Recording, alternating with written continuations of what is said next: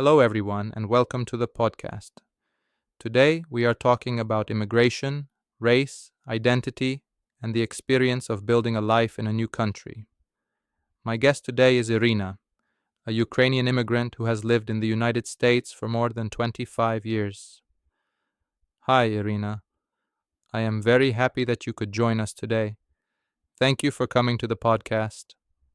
Hi, thank you for inviting me. I am happy to be here and share a little about my life. Before we begin, do I have your permission to record this conversation and use it for my college history assignment? Yes, of course. You have my permission to record it and use it for your assignment. Great. Let's start with your background. Could you introduce yourself and tell us where you are from? Sure. My name is Irina and I am 56 years old. I was born and raised in Ukraine. I studied there to become an elementary school teacher. When I was 30 years old, I moved to the United States. I have lived here for about 26 years now. At first, I lived in South Carolina. I stayed there for around 10 years. Later, I moved to California, and I have lived in the Sacramento area for about 16 years. In the United States, I have worked as a nanny and at a daycare center. More recently, I have also worked as a family photographer. That is a long and interesting journey. Let's go back to your childhood. What was the community like where you grew up in Ukraine? The community was not very racially diverse, especially compared with the United States. Most people around me looked similar and shared a similar culture. There were people from different parts of the Soviet Union, but we usually talked about nationality instead of race.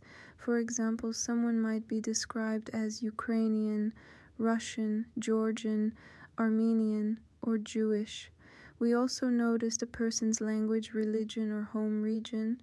My family did not talk about race very much. Honestly, when I was young, I did not spend much time thinking about racial identity. So, before coming to America, what did the word race mean to you? My understanding was pretty limited. I knew that people had different skin colors and came from different parts of the world, but race did not feel like an important part of my own identity. I mainly thought of myself as Ukrainian. That was the most important identity for me. After I moved to the United States, I noticed that people could describe me in several ways. They could call me white, Eastern European, Slavic, Ukrainian, or an immigrant. That was new for me. Over time, I understood that race, ethnicity, nationality, language, and immigration status are connected, but they are not exactly the same thing. Do you remember your first impressions when you arrived in South Carolina? Yes, I do. One of my first impressions was how diverse American society was. I met people from many racial, cultural, and religious backgrounds. It was new to me. I had not experienced that level of diversity in Ukraine. I also had to learn how Americans talked about race. I needed to understand which words were respectful and which words could make someone uncomfortable. Because English was not my first language, I was sometimes worried about saying the wrong thing. Fortunately, most people were patient with me. They understood that I was a new immigrant and that I was still learning. Did your accent make you feel different? Yes, sometimes people could immediately hear that I was not born in the United States. Some people were curious and asked where I came from. Most of the time they were friendly, but there were also moments when I felt that someone was judging me because of my accent or because my English was not perfect. An accent can make a person feel less confident even when that person understands the subject very well. Sometimes you know exactly what you want to say, but it is difficult to say it quickly in another language. What kinds of questions did people ask you about Ukraine? Many people asked normal questions. They wanted to know what Ukraine was like, what food we ate, what language we spoke, and why I moved to the United States.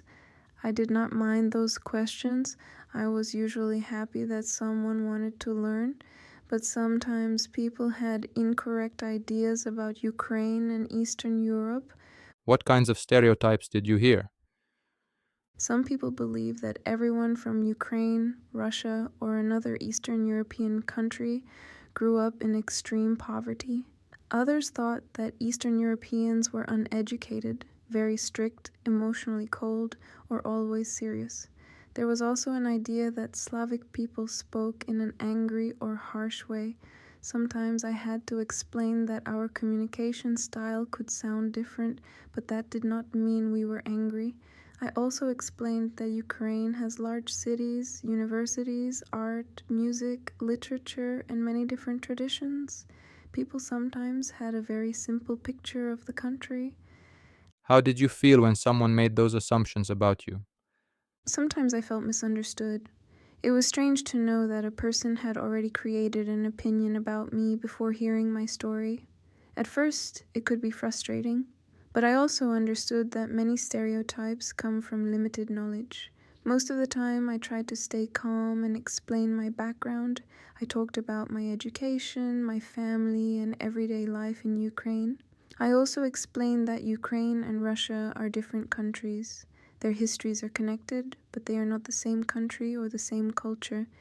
Did those conversations ever change people's opinions? I think so. When people meet someone personally, it can change the picture they have in their minds. A stereotype is very general, but a real person has a family, an education, a job, memories, and personal experiences. Once people hear those details, it becomes harder to see someone only as a stereotype. Sometimes an uncomfortable question became a good conversation. Both people learned something. You worked as a nanny and at a daycare center. What was that experience like? It gave me the opportunity to meet many families from different racial and cultural backgrounds. The families generally treated me with respect. They trusted me with their children, which was very important to me. Of course, different families had different traditions. They had different foods, religions, parenting styles, and ways of communicating. At first, I had to observe and learn, but those differences did not stop us from having positive relationships. What did working with children teach you about race? It showed me that very young children usually do not begin with the same stereotypes that adults may have. Children notice differences. They may notice skin color, hair, language, or clothing, but they do not automatically attach a negative meaning to those differences. They learn messages from adults, schools, television, movies, social media, and the people around them. That is why adults have a responsibility to teach children to respect others. I always tried to treat every child fairly and make every child feel safe and valued. Did children ever ask you about your accent? Yes, sometimes children are very direct. They might ask, "Why do you talk like that?" or "Where are you from?" Usually I answered simply. I told them that I grew up in Ukraine and learned English as an adult. Children normally accepted that answer and moved on. They were curious, but they were not trying to insult me. During your 26 years in America, did you experience direct racial discrimination? I cannot say that I experienced serious or direct racial discrimination. My overall experience in the United States has been positive. I have met kind and respectful people from many racial backgrounds. There may have been times when someone made an assumption because of my accent or because I was an immigrant, but I was not usually denied an opportunity or treated very badly because I was white or Ukrainian. At the same time, I understand that my experience is only my experience. Other immigrants and people from other racial groups may have faced much more serious discrimination. That is an important difference. You experienced stereotypes, but not necessarily severe discrimination. Exactly.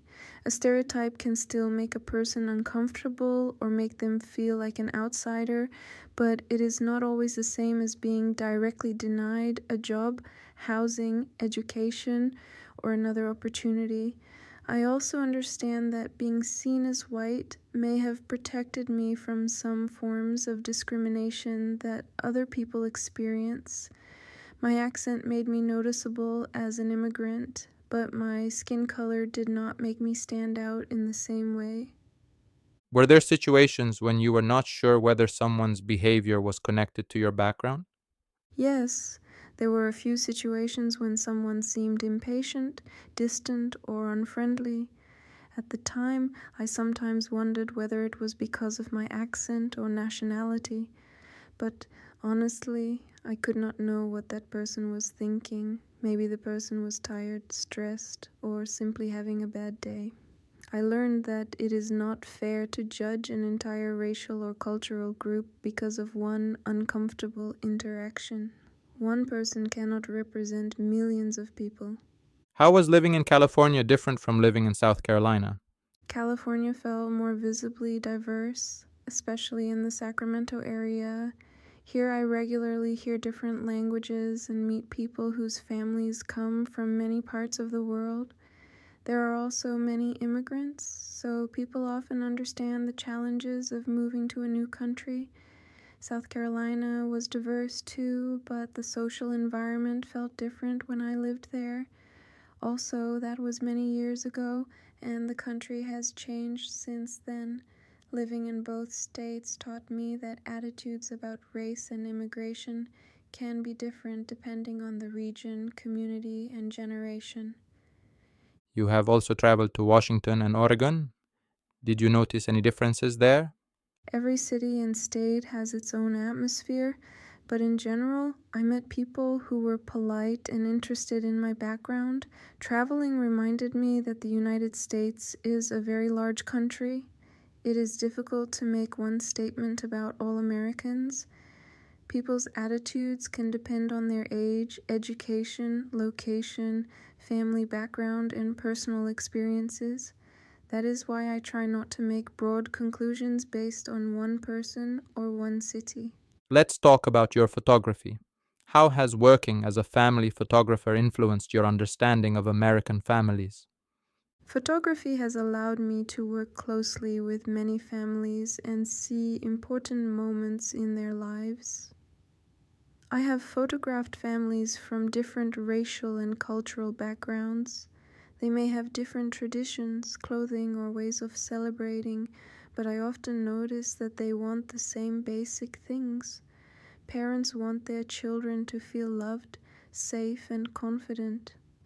Families want to preserve memories and celebrate their relationships.